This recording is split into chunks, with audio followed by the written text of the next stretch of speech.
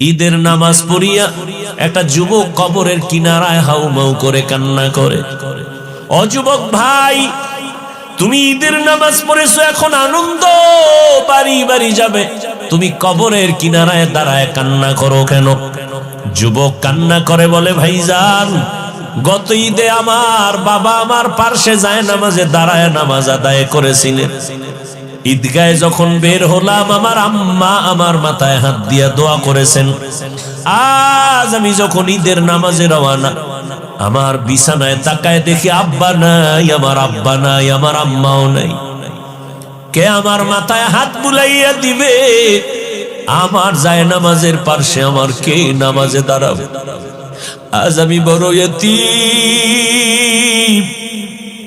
আজকে অনেকে আব্বা আম্মা নিয়া কত ঈদের আনন্দ করে, নাস্তা করে, আমার আব্বা নাই, আমার আম্মা নাই, আমি আজ এতিমের মতো একা।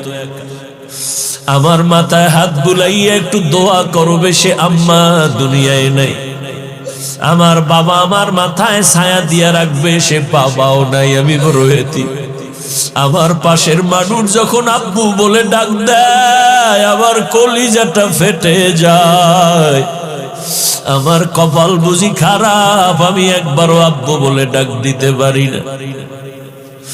আমার পার্শ্বে যখন সন্তান আম্মু বলে ডাক দেয়, আমার কলিজা ভেঙে যায়। আমি কাকে আব্বু বলে ডাকবো?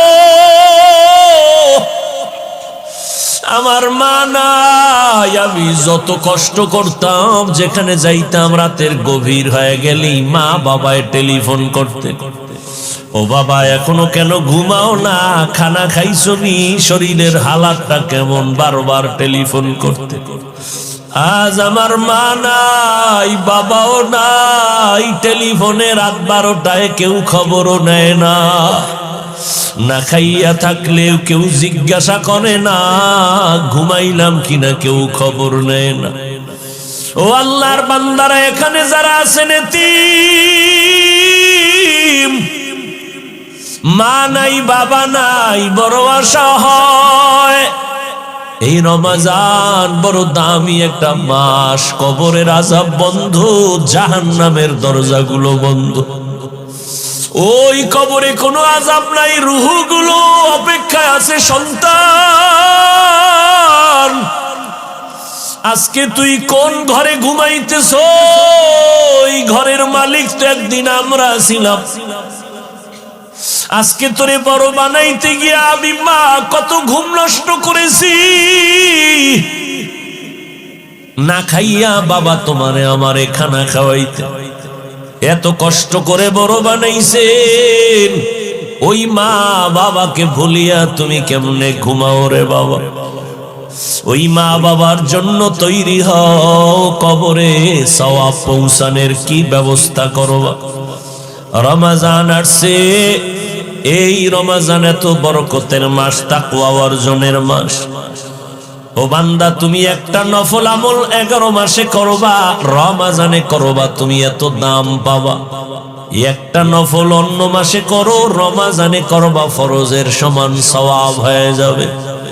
অন্য মাসে একটা ফরজ আমল করবা, রমজানে করলে 70টা ফরজের সওয়াব জমা হয়ে যাবে। আমার মায়ার নবী দুর্বল, অন্য নবীর উম্মতের হায়াত অনেক বেশি, তারা বেশি নেক আমল করেছেন। আমার হায়াত কম, আমার উম্মতের হায়াত কম, এত নেক কোথায় পাবে? আল্লাহ বলেন, ও নবী জানেন না আমি আপনার কত বড় আশিক? সব নবী আমার বন্ধু, আপনিও আমার বন্ধু, তবে ব্যবধান হলো সব নবী রাসূল আমি আল্লাহর আশিক, আর আমি আল্লাহ নিজে হলাম আপনার আশিক। আপনার উম্মতের সুসংবাদ শুনায় দেন, যদিও হায়াত কম, তবে বরকত আমি দিব অনেক বেশি। অন্য নবীর উম্মতেরা 1000 মাস লাগাতার 1000 মাস ইবাদত করে যা পাইতো, আমি আপনার মহব্বতে আপনার উম্মতের 1000 মাসের সওয়াব আমি এক রাতের ইবাদতে দিয়ে দিব। আতিনা ফি দারে দুনিয়া না হাসান آتنا في دار عقبانا حسن يا غياث المستغيثين اهدنا لافتخارا بالعلوم والغنى ہر گوری دینے کو تو تیار ہے جو نہ مانگے اس سے تو بیزار ہے 1000 মাস ইবাদতের সওয়াব মুহাম্মদের উম্মতেরা কয় দিনে পাবে বলেন না কেন ওই দিন বা রাতের নাম জানেননি বলেন বলেন ইন্না আনজালনাহু ফি লাইলাতিল কদর ওয়া মা আদরাকা মা লাইলাতুল কদর লাইলাতুল কদরি খায়রুম মিন আলফি শাহর 1000 মাসের সমান না আরো বেশি দিবেন আল্লাহর সেই পবিত্র কালাম মহাগ্রন্থ আল কুরআন কি মহিমা এ মাসেই হয়েছে তার আগমন আল্লাহর সেই পবিত্র কালাম মহাগ্রন্থ আল কুরআন কি মহিমা এ মাসেই হয়েছে তার আগমন এক নেকে শতুর রহমান দিন নফল ফরজ সমান রহমত বরকত নাজাতের মাস জালাও আমলের বাতি ভুলবো না ভোলা যায় নাকি মাহে রমজানের স্মৃতি ভুলবো না ভোলা যায় নাকি মাহে রমজানের স্মৃতি এ মাসের কত ফজিলত জানো কি মুসলিম জাতি বলবো না ভোলা যায় নাকি মাহে রমজানের স্মৃতি বলবো না ভোলা যায় নাকি মাহে রমজানের স্মৃতি কত কষ্ট করেছিলেন ইয়াতীম নবী এ রমজানে ইবাদতে রাত কাটিয়ে দিতেন কি হবে উম্মত বিনে কত কষ্ট করেছিলেন ইয়াতীম নবী এ রমজানে ইবাদতে রাত কাটিয়ে দিতেন কি হবে উম্মত বিনে আমরা তো সেই নবীর উম্মত কেমনে দাও তার সিনাতে আঘাত মরণের ভয় নাই কি তোমার কি হবে যে শেষের গতি ভুলবো না ভোলা যায় নাকি মাহে রমজানের স্মৃতি ভুলবো না ভোলা যায় নাকি মাহে রমজানের স্মৃতি এ মাসে কত ফজিলত জানো কি মুসলিম জাতি ভুলবো না ভোলা যায় নাকি মাহে রমজানের স্মৃতি ভুলবো না, ভোলা যায় নাকি মাহে রমজানের স্মৃতি।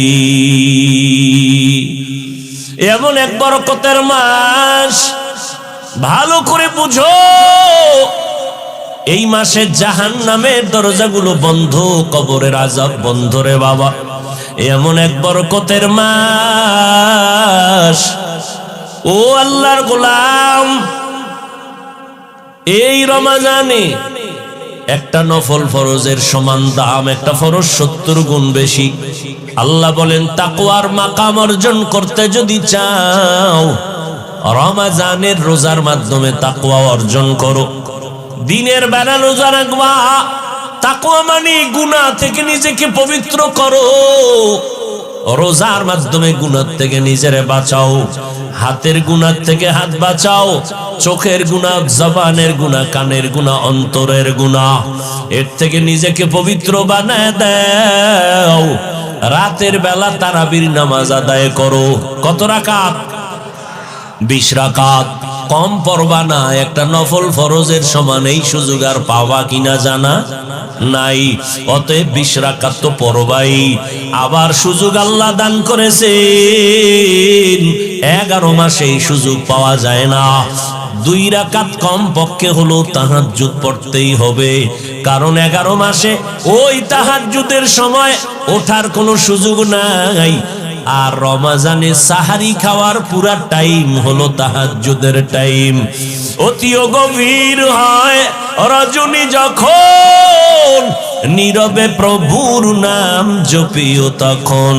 প্রভুর করুণা যদি পাইবারে চাও, গভীর রাতে উঠে প্রভুর গুণগান গাও।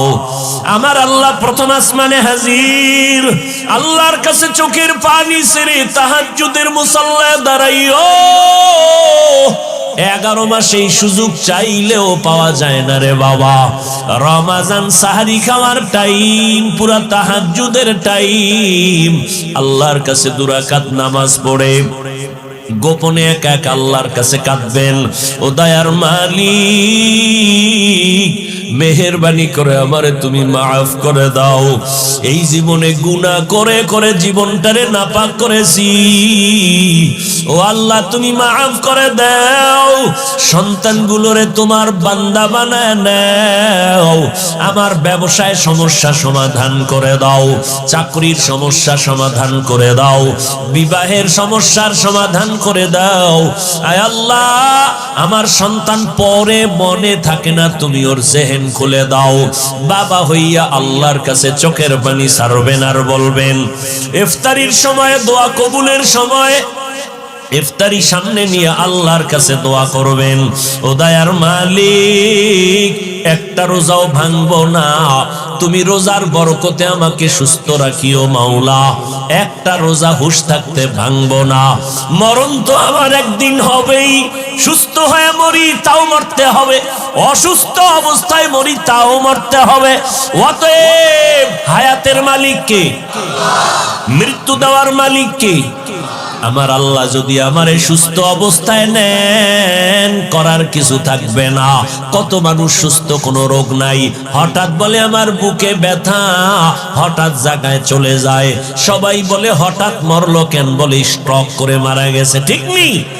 স্ট্রোক করে মারা গেল। তো আমি সুস্থ অবস্থায় যদি মরি, আল্লাহ চাইলে নিয়ে যাবেন। অসুস্থ অবস্থায় যদি আল্লাহ চায় নিয়ে যাবেন। ওই করোনায় কত মানুষ গেল, আবার অনেকের করোনা হইছে কিন্তু মরে নাই। কথা বলেন না কেন? আল্লাহ বাঁচায় রাখছেন। অতএব রোজার কারণে আমার রোগ বাড়বে, মরে যাব না, না। আল্লাহ রোজার এত পুরস্কার দিয়েছেন, এত দামি পুরস্কার আর কোন আমলের বেলায় দেন নাই। অতএব আমার মাওলা যেহেতু চাইতেছেন আমি রোজা রাখি, আমাকে বন্ধু বলে আল্লাহ সম্বোধন করেছেন। রোজার মাধ্যমে তাকওয়ার মাকাম দান করবেন। অতএব আমি এই বরকত ছাড়ব না। আগামী রমজান পাবো কিনা জানা নাই, গ্যারান্টি নাই। অতএব আল্লাহর কাছে তওবা করে নেন। ও যুবক, মা বাবাকে বললাম, ও পর্দার আড়ালের আম্মা জানেরা, ও বাবাজিরা, একটা রোজাও নিজেও ভাঙবেন না, সন্তানকেও রাখানোর চেষ্টা করেন। 6 বছর থেকে রোজার অভ্যাস ছাড়ি না রে বাবা। আর আপনার সন্তান 25 বছর একটা রোজাও রাখে না, আল্লাহর কাছে কি জবাব দিবেন? এখন থেকে রোজার অভ্যাস তৈরি করে নেন। রোজা রাখলে শরীর সুন্দর থাকবে, কলবের পাওয়ার বাড়বে, অঙ্গ প্রত্যঙ্গ গুলো তাজা থাকবে। সারাদিনই তো খাবেন, সারা রাত খাবেন, 11 মাসই তো জনমের মতো খাইলেন, একটা মাস একটু কন্ট্রোল করবেন। সুবহ সাদিক থেকে সূর্যাস্ত পর্যন্ত পানাহার থেকে ফিরে থাকবেন। এরে আল্লাহর গোলাম, এর দ্বারা দুনিয়ায় আপনি লাভবান হবেন, আল্লাহর কাছেও দাম হবে, মানুষের কাছেও সম্মান বেড়ে যাবে। ও পর্দার আড়ালের আম্মা জান, ও যুবক বাবারা, আজকে তোমরা কি মনে করো জানি না, আমি যে এত বুঝাই, স্কুলে পড়ো, কলেজে পড়ো, চাকরি করো, বাধা নাই রে বাবা। আমিও তোমার মতো এক যুবক সন্তান। আমি যদি আজকে প্যান্ট শার্টটাই লাগায় দাড়ি কামায় চলতাম, কেউ বাধা দিত না। এই টুপির কারণে, দাড়ির কারণে কত গালি শুনলাম, কত বাজে কথা শুনতেছি, এরপরও সারি না। এরে আল্লাহর গোলাম, এই টুপি দাড়ির কারণে কত আলেমরা জেলখানায়, কত আলেম ফাঁসির মঞ্চে চলে গেল, এরপরও এগুলো জানি শুনি, তারপরও সারি না কেন? একমাত্র কারণ আল্লাহর কোরআন সত্য, নবীর কথা সত্য, একটা মিথ্যা নাই। এক জাররা পরিমাণ গুনাহ নিয়ে কবরে গেলে 2 পার্শ্বের মাটির চাপ। এরে আল্লাহর বান্দারা, আল্লাহর কোরআনে একটা ভুল কেউ বের করতে পারে নাই। ওই কোরআন সত্য, গুনাহ নিয়ে কবরে গেলে আযাব হবে সত্য। আমার নবী এই রমজানে কি আমল করেছেন একটু ভাবো। নবীর কোনো গুনাহ নাই, তারপরও সারা রাত নামাজে কাটাইতেন, কান্না করতেন। আবু বকরের মতো সাহাবী, ওমরে ফারুকের মতো সাহাবী, ওসমান রাদিয়াল্লাহু আনহুর মতো সাহাবী, হযরত আলী সহ সব সাহাবায়ে কেরাম এত ইলম, এত আমল, এত তাকওয়া, এরপরেও রমজানে কি আমল করছেন? আজীবন কান্না করেছেন। তাদের তুলনায় আপনার আমর তো কোনো আমলই নাই। কি পরিমাণ কান্না করা দরকার! আল্লাহর কাছে তওবা করেন। চোখে যদি কান্না না আসে, পানি না আসে, মনে করিয়েন আল্লাহ গুনার কারণে বেজার। এখন থেকে চেষ্টা করেন, তওবা করেন। মা বাবা থাকলে দোয়া নিবেন, মা বাবার দোয়া ছাড়া আগানো যাবে না। ইয়া আইয়ুহাল্লাযীনা আমানু, হে মুমিনেরা, আল্লাহ সম্মান দিয়া দুনিয়াতে মানুষ বানাইছেন, বানাইয়া সম্মান দেন নাই।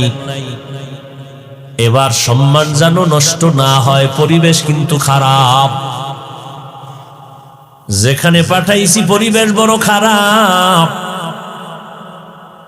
এই পরিবেশে তোমার সম্মান যদি টিকায় রাখতে চাও, আমি আল্লাহ পাক রব্বুল আলামিন ব্যবস্থা দিলাম 2টা, ব্যক্তি আর কিতাব। ধরে রাখো, হাজারো কঠিন খারাপ পরিবেশেও যদি থাকো, আর আল্লাহর দেয়া 2টা জিনিস যদি ধরে রাখতে পারো, জিন্দেগিতেও তোমার সম্মান কখনো নষ্ট হবে না। এক হলো আল্লাহর দেওয়া কিতাব, দ্বিতীয় হলো আল্লাহর দেওয়া নির্দিষ্ট করা আল্লাহর প্রিয় ব্যক্তি। আল্লাহর প্রিয় ব্যক্তিদের মধ্যে প্রথম সারিতে আম্বিয়ায়ে কেরাম, নবী রাসূলগণ। আর এই সব নবী রাসূলদের মধ্যে শ্রেষ্ঠ হলেন আমার নবী রাহমাতুল লিল। আর আল্লাহ যত কিতাব দান করেছেন, এর মধ্যে শ্রেষ্ঠ কিতাব হলো কোরআনুল কারীম। এই 2টা ব্যবস্থাকে যারা গ্রহণ করেছে, চূড়ান্ত চরিত্রহীন লম্পট মক্কার মানুষ, এই 2 জিনিস গ্রহণ করা মাত্র তারা এত দামি হয়ে গেল। আল্লাহ ঘোষণা দিলেন, ও নবী জানায়া দেন, আমার কোরআন আর আপনি নবীরে যারা কলিজা বানাইয়া চরিত্র সুন্দর করলো, এদেরকে দুনিয়াতেই সুসংবাদ দিন আমরা জান্নাতি। আতিনা ফি দারে দুনিয়া না হাসান, آتنا في دار عقبانا حسن يا غياث المستغيثين اهدنا لافتخارا بالعلوم والغنى ہر گوری دینے کو تو تیار ہے جو نہ مانگے اس سے تو بیزار ہے চরিত্রহীন মানুষগুলো ভালো হয়ে গেল দুই জিনিস ব্যবস্থা আল্লাহ দিবেন গ্রহণ করেছেন কোরআন শ্রেষ্ঠ কিতাব রহমতের নবী শ্রেষ্ঠ ব্যক্তি ১৫০০ বছর আগে নবী বিদায় বেলা উম্মতের বলে গেলেন এই উম্মত চ্যালেঞ্জ করে দুটো জিনিস আমি রেখে গেলাম আমি নবী বিদায় নিয়ে গেলাম তোমাদের মাঝে দুটো জিনিস আমি রেখে গেলাম আঁকড়াইয়া ধরো যদি ধরে রাখতে পারো আমি নবী চ্যালেঞ্জ দিলাম সম্মান কমবে না ক্বালান নবী সাল্লাল্লাহু আলাইহি ওয়া আলিহি ওয়াসাল্লাম তারাকতু ফীকুম আমরাইন লান তাদিল্লু মা তামাসসাকতুম বিহিমা কিতাবাল্লাহি ওয়া সুন্নাত রাসূলি এক নাম্বার কোরআন দুই নাম্বার আমি রহমতের নবীর সুন্নতের আঁকড়াইয়া ধরো নবীর চ্যালেঞ্জ দেওয়া এই দুইটা জিনিস ১৫০০ বছর পর আজও যারা আমরা ধরে রাখছি আল্লাহর কসম এই দুনিয়ায় ইহুদি বৌদ্ধ বিধর্মী সব মুসলমান ইসলামের বড় দুশমন এর সাথে আবার কিছু ইসলামের ব্যানারওয়ালা মুনাফিকেরাও বেঈমানের সাথে তাল মিলায় স্বার্থ উদ্ধার হবে তারপর দ্বীনের বিরোধিতা করে এর মাঝেও আজও এই দুই জিনিস যাদের কাছে আছে এদের মতো সম্মানে দুনিয়াতে এখনো কেউ নাই এই যুবক ও জেনারেল লাইনের শিক্ষিত বাবারা সন্তানের আব্বা আম্মা যারা আছেন সার্টিফিকেট না হইলে ছেলে খাবে কি হাফিজুর রহমান না খায় মরে এই পণ্ডিতেরা একজন লোক দাঁড়ায় বলো করোনায় করোনায় করোনায় গোটা দুনিয়া বন্ধ বন্ধ ছিল না স্কুল বন্ধ কলেজ বন্ধ ভার্সিটি বন্ধ ব্যবসা বন্ধ চাকরি বন্ধ ট্রেন বন্ধ বাস বন্ধ ফ্যাক্টরি বন্ধ মিল কারখানা বন্ধ মানুষ পাগলের মতো হয়েছে একজন জ্ঞানী দাঁড়াইয়া বলো ওই করোনার সময় কোন হুজুর না খাইয়া ভিক্ষা করেছে করছে সার্টিফিকেট না থাকলে খাইবে কি তোমার প্রশ্নের এই বাহাদুরি কই গেল সার্টিফিকেট না হইলে সম্মান থাকবে না কই আমগো তো সার্টিফিকেট নাই প্রধানমন্ত্রী দিছিলেন কওমিও লাগো স্বীকৃতি সেটাও তো ওই পরিমাণ কার্যকর হয় নাই আর যেই পরিমাণ হিংস্র আক্রমণ শুরু হয়েছে এটার উপরে আমগো মুসলমান জাতি ভাইরা কিছু হুজুরেরা জ্বললে পুরে ছাই কই আমগো সার্টিফিকেট নাই না খাইয়া তো কোনো হুজুর করোনায় মরলো না করোনার লাশ পড়ে আছে কেউ কাছে যায় না সন্তান যায় না হসপিটালে যায় না শত শত করোনার লাশ ইতিহাস ভুলে যাইও না রে বাঙালি ভালো করে বুঝো শত শত করোনার লাশ আমার দেশের টুপিওয়ালা উলামায়ে কেরাম আমার প্রশাসনের আমার পুলিশ ভাইরা কাঁধের মধ্যে নিয়ে গোসল করাইলেন কাফন পরাইলেন জানাজা পড়াইলেন দাফন করাইলেন হুজুরের আলেমরা শত শত লাশ একজন হুজুরেও করোনায় মরে নাই বুঝেননি কিচ্ছু বুঝেন ছাগলের একজনে কান্দুরে কয় এটা এরকম এটা এরকম এটা এরকম 10 মিনিট এরকম ঘুরে ঘুরে সাইরে দিছো কানে লারা দিয়ে কয় না এটি সব বাদ বুঝেননি আমরা যত বুঝাই প্যান্ডেল থেকে বাইরে হইলে বিড়িটা দে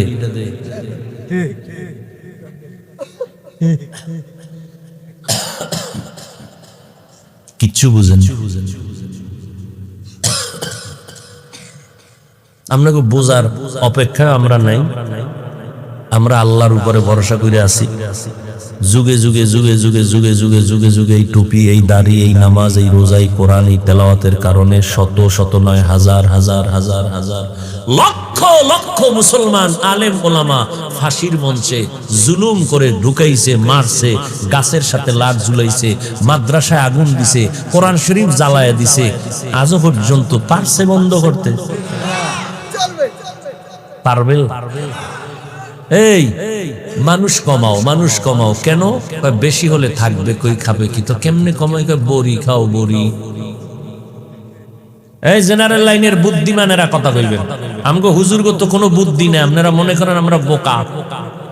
আচ্ছা, আপনারা বুদ্ধিমান যারা ট্যাবলেট খাইছেন 5 বছর আগের তুলনায় বাংলাদেশে কি পরিমাণ মানুষ কমছে? কথা নেই, কমে নাই। তো ট্যাবলেট কই? কি খাইলেন এত বছর? ছেলে হোক মেয়ে হোক দুটোর বেশি নয়, না হল একটা হলে ভালো হয়, না হলে আরো ভালো হয়। আর আমরা ওই রসুলের হাদিসটা শুনছি, দেখছি, ওই বাড়ির মাইয়া বিয়া করো যেই বাড়ির বংশে সন্তান বেশি, আমি মুহাম্মদ কিয়ামতে উম্মত বেশি নিয়ে জান্নাতে যাব গর্ব করে খুশি মনে। নবী কয় উম্মত বাড়াও, আপনি কোন ট্যাবলেট খেয়ে কমাও? আমনে কোন না, আপনাকে এই বলাইতেছে পৃথিবীর নিকৃষ্ট বেঈমানের বাচ্চাগুলো এই জন্ম নিয়ন্ত্রণের সিস্টেম চালু করছে ওরা, কিন্তু একটা বেঈমানের ঘরেও সন্তান কম নেই। খবর নাই, কোনো খবর নাই। রবীন্দ্রনাথ ঠাকুরের কয় ফোলা মাইয়া ইতিহাস এই গুগলে সার্চ দিছে, এই জ্ঞানী যুবকেরা সার্চ আজকে যাইয়া যতটি বেঈমান আছে সবগুলো বিধর্মী, প্রত্যেকটার ঘরে সন্তান বেশি। তারা ট্যাবলেট খায় না, খোদার কসম একটাও খায় না। ওরা এই বাইর করছে মুসলমানের খাওয়াই উদ্দেশ্য মুসলমান কমাবে। ওগো টার্গেট হলো মুসলমানের সংখ্যা কমানো। তো ওই যে শুরুতে বলছি, বান্দা চাইলে কিছুই হয় না, আল্লাহ চাইলে সব হয়। খারাপ লাগতেছে না? কি কলিজায় খুব ধাক্কা লাগতেছে? পাও ধরে মাপ চাইলে হবে? কেমনে বুঝাইতাম?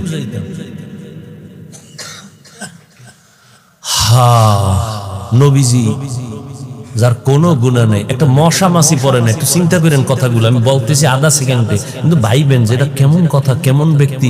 মশা মাছি পড়ে না যেই নবীর গায়ে, সেই নবীর গায়ে বৃষ্টির মতো পাথর মেরে রক্ত জড়াইল বেঈমান।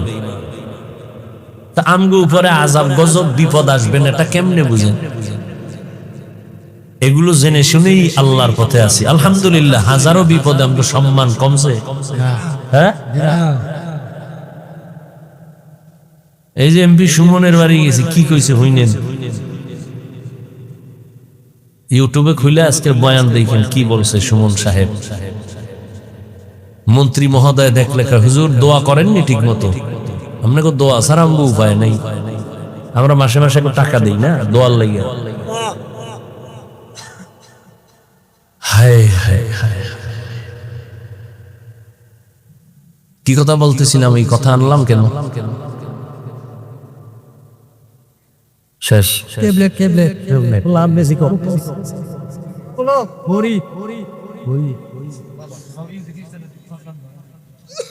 আল্লাহ পাক রব্বুল আলামিন রহমতের নবীকে এমন একটা জায়গায় পাঠাইলেন যেই পরিবেশটা চূড়ান্ত খারাপ, এরা আলোকিত হয়ে গেল রসুলের।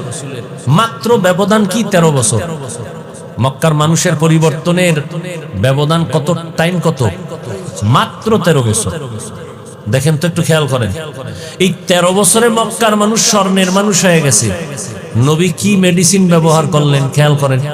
নবী একটা বেতের বাড়ি ব্যবহার করেন নাই। নবীর জীবনে কোনোদিন ভুলেও একটা গালি দেন নাই কাউকে, কোনোদিন। নবী জীবনে একটা মিথ্যা কথা বলেন নাই। হাজারো গালি আসছে সামনে, নবী একটা গালির জবাবও দেন নাই। আরো আশ্চর্য কথা, নবীজি চক্ষু মোবারক দিয়া কোনোদিন গরম চোখে কারো দিকে তাকান নাই।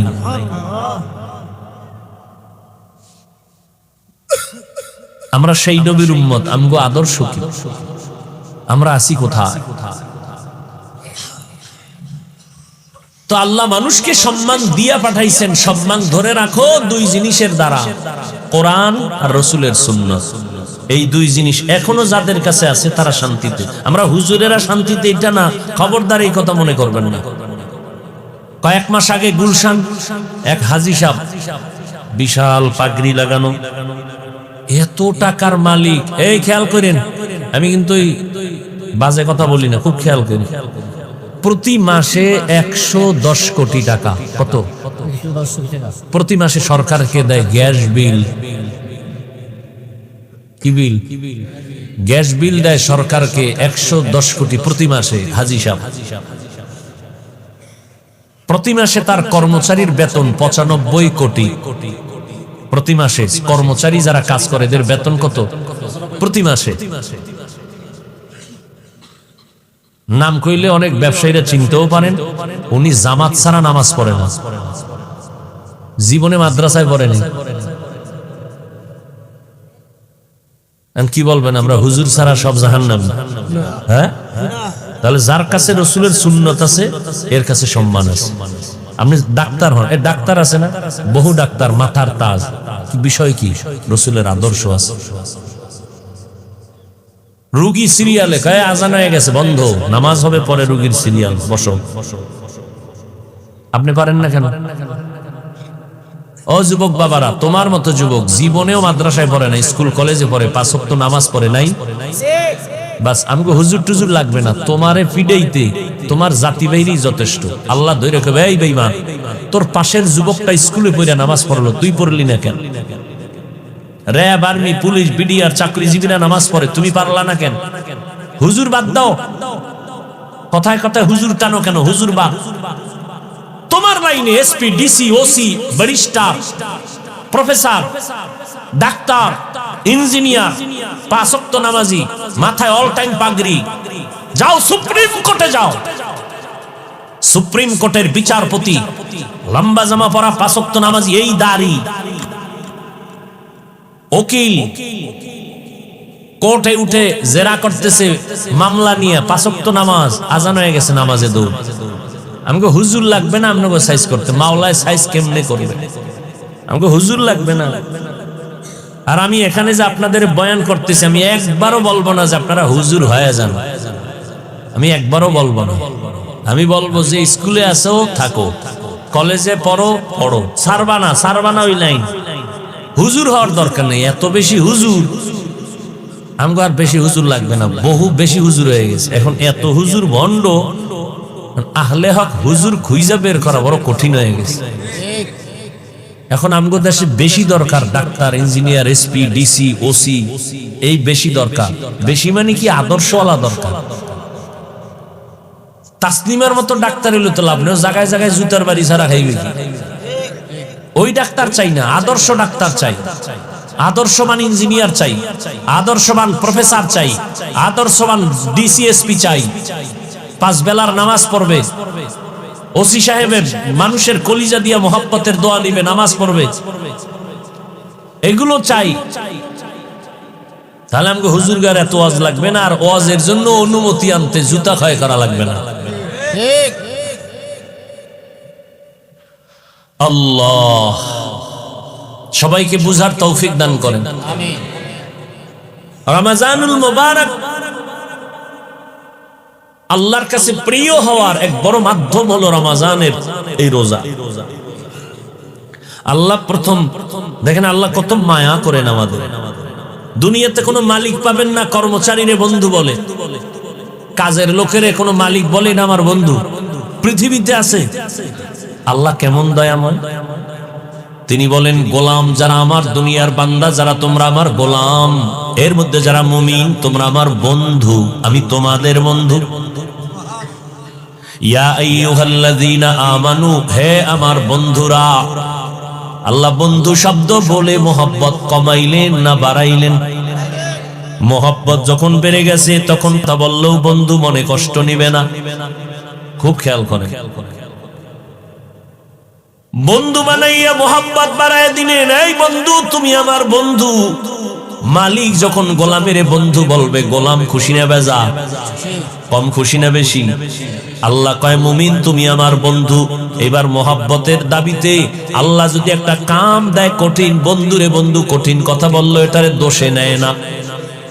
বোঝাও মনে করে না। আল্লাহ বন্ধু বানাইয়া বললেন এটা করো বাই ফোর্স অর্ডার, এটা বললেও হতো। যেমন সরকার বলে এই তোমরা আমার জনগণ, তোমরা আমার অধীনস্থ, আমি অর্ডার দিলাম বাই ফোর্স, মাস্ক পরো মাস্ক। যদি আমার অর্ডার না মানো লাঠি বাহিনী পিছনে দাঁড়ানো। আর আল্লাহ কেমন অর্ডার দিতেছেন, ডাইরেক্ট কয় না রোজা রাখো, বন্ধু কইয়া আগে মোহাব্বত বাড়াইছেন, এরপরে কয় বন্ধু একটা কাজ আমি তোমার জন্য নির্ধারণ করতে চাই, করবানি। তো বন্ধু কয় কি কাজ দিবে, এটা কঠিন না সহজ? আল্লাহ কয় ভয় পাইও না, কামা কুতিবা আলাল্লাযিনা মিন ক্বাবলিকুম, এটা এমন একটা কাজ এটা পূর্বের মানুষেরাও করছে। ও আমার 14 গোষ্ঠী যদি করতে পারে তো এটা কঠিন না, তো আমিও করব। কারণ তুমি যদি করো এটা এমনে এমনে না, কঠিন এক পুরস্কার তোমাকে দিব, এর তো বড় পুরস্কার দুনিয়াতে আর নাই। কয় কি সেটা? কয় তাকওয়ার মাকাম আমি দান করব। এটা কেমন পুরস্কার? কয় এটা পাইলে আল্লাহর সাথে তোমার সাথে মোলাকাত হবে, মাঝখানে কোনো পর্দা থাকবে না। हर के दारद खौफ हक दर दिल मदम जन्नतुल मअवा देहद ओरा मकाम जुज़बा हक़ची ज़े मखा अज इंसो जा फज़ल उआ मस्ते दर जुमला जहा। আল্লাহ বলেন তাকওয়ার মাকাম দিব তোমাকে। এটা এমন এক সর্বোচ্চ মাকাম যেটা অর্জন করলে মালিকের সাথে গোলামের মোলাকাতের মাঝখানে কোনো পর্দা থাকবে না। আর এটা অর্জন করার জন্যই তোমার মাধ্যম হলো রমজানের রোজা। রোজার মাধ্যমে তুমি তাকওয়া অর্জন করো। এরে পর্দার আড়ালের আম্মা জান, ও যুবক, ও বৃদ্ধ বাবাজি, কয়দিন আর দুনিয়ায় বাঁচবেন? গত রমজানে অনেকে ছিল, এই রমজানে অনেকে দুনিয়ায় নাই।